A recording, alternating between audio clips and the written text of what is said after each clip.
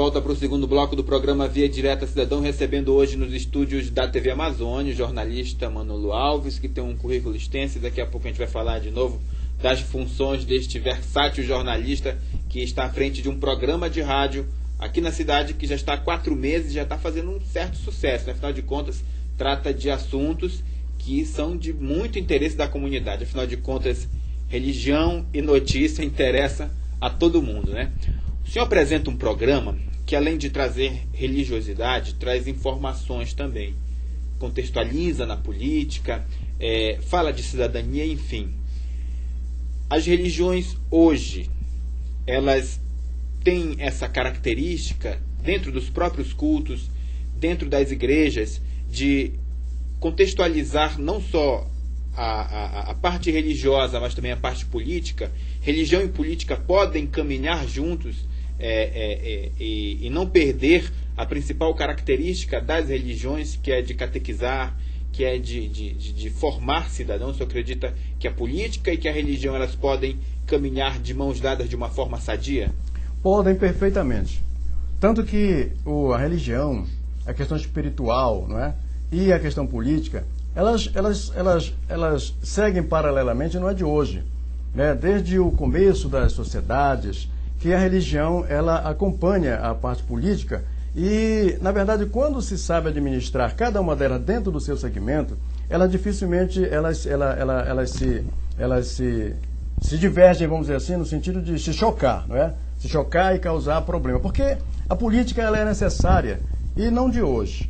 Nós vemos, por exemplo, a própria Bíblia ela conta as histórias políticas. O Davi, por exemplo, foi um rei que tinha muito temor de Deus, na verdade. Era um homem que tinha um exemplo espiritual muito grande. E você vê que ele administrava a parte política, que ele chegou a rei não foi à toa, foi com as estratégias políticas, sabedorias políticas, e também não deixava a espiritualidade de lado. Ele sempre fazia com que as duas coisas caminhassem juntas dentro dele próprio. Então é um grande exemplo de que a religião e a parte política, elas podem caminhar juntas, porque Davi deixou que elas caminhassem com ele próprio, na verdade, e para exemplificar exatamente o Geraldo que nós podemos considerar hoje. O Davi foi o grande exemplo de que sim, dá para conciliar a religião, né, com a parte política sem que elas se choquem, desde que saiba ser administrada cada segmento no seu momento certo, etc, etc. É assim que eu entendo. Capanema é uma cidade muito religiosa e todos sabem disso. Independente da religião, seja evangélico, seja católico, seus fiéis estão na igreja, lotam igrejas e participam. Mas a gente percebe que essa realidade hoje ela não é a mesma em vários locais do país. Eu acredito que até em Capanema também alguns templos religiosos estão mais vazios. O senhor acredita que a igreja ela tem que mudar a forma de evangelizar ou não? Que essa forma de evangelizar tem que continuar a mesma e que esse momento vai passar, que essa é uma fase histórica, enfim. O senhor acredita que a igreja ela tem que continuar da mesma forma, pregando, evangelizando ou não? Ela tem que se readaptar porque o mundo está em constante mudança? O mundo está em constante mudança, só que tem uma coisa que não pode mudar para que a gente possa melhorar, digamos assim, se antecipar aos momentos que o mundo oferece. A globalização, hoje ela nos traz uma facilidade imensa de comunicação, de transmissão da palavra de Deus, de tudo que você quiser fazer hoje, a informática faz para você, na verdade, com a maior rapidez possível. Você vê a internet hoje em dia. Então, a questão da evangelização, ela tem sim que se atualizar. Ela tem que se atualizar, se aprimorar, acompanhar a evolução da tecnologia, na verdade, porque antigamente, por exemplo, na época de Jesus, não havia essa tecnologia toda, evidentemente, nós todos sabemos, e nem poderia acontecer. Ele usava o que existia na época, na verdade, que é apenas a força a característica, por exemplo, de um bom falar, uma boa linguagem, e principalmente uma coisa que não deve afastar de jeito nenhum, não deve se afastar e nem afastar ninguém, deve acompanhar isso. Eu entendo assim que seja a sinalização, na verdade, que acompanha o progresso, que acompanha a tecnologia, que atualiza, vamos dizer assim, o bom relacionamento entre os seres humanos, que é o amor, né? Então, muda a tecnologia, muda a maneira de comunicar, muda muita coisa, mas o amor tem que permanecer no coração de cada ser humano, porque assim sim, nós veremos as coisas realmente acontecerem, procurar ajudar ao outro como seu verdadeiro irmão, na verdade. Hoje em dia muita gente está esquecendo, por exemplo, a condição de irmão, né? Mas o irmão não é simplesmente uma simbologia, tem que ser uma realidade, uma coisa que seja levada a sério.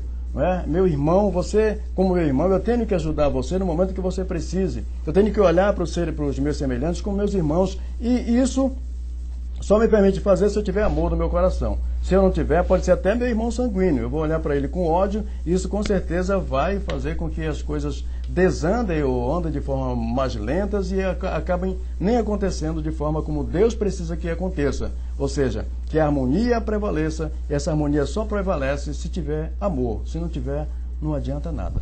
O programa apresentado pelo senhor na Rádio Educativa de 7 às 8, ele pode ser citado como exemplo dessa dinamização da evangelização. Por exemplo, vocês estão utilizando a rádio também para, além de informar, evangelizar. Alguns sites evangelizam através da internet. Esses poderiam ser exemplos da modernização da evangelização, a igreja se adaptando a esse novo mundo, a essa nova roupagem, até para tentar arrebatar também fiéis? É porque você vê hoje, Credson, assim, a Igreja Assembleia de Deus, aqui em Capanema, ela tem esse programa a Voz da Cidadania. Outras denominações da própria Assembleia de Deus têm outros programas. Então isso é ocupar o que a tecnologia da informação está oferecendo. Tem outras igrejas que têm verdadeiras redes de televisão, não é verdade? Isso é que eu falo, é acompanhar a evolução. Há necessidade exatamente em função do aumento da população. Você não pode hoje em dia, por exemplo, se não dá mais para você evangelizar através do rádio, você tem que criar outras alternativas. A televisão tem sido essa outra alternativa e tem dado certo, porque muitas pessoas têm, inclusive, decidido por seguir os caminhos de Deus, chama-se aceitar a Jesus na linguagem dos evangélicos, não é? Muita gente tem decidido por entregar sua vida a Cristo através de pregações no rádio, na televisão, e os jornais também têm influenciado muito. Eu acho que tem que aproveitar o que a tecnologia oferece para você facilitar cada vez mais a evangelização e gerar proveito cada vez maior, que é exatamente o arrebanhamento de outras pessoas para seguirem a Deus através das igrejas. Vamos voltar um pouco a falar do seu currículo, da sua trajetória.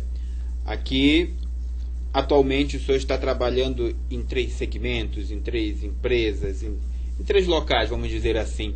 Mas falando um pouco desses seus 30 anos, mais de 30 anos na área de jornalismo, onde o senhor já atuou? Em que rádios, em que jornais impressos o senhor já atuou?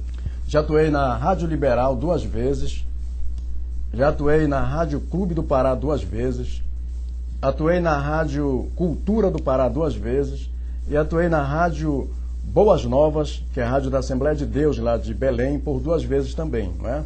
Então foram 4 passagens, 2 passagens, aliás, em cada uma das 4 emissoras de Belém, e então 8 passagens por aquelas emissoras de lá.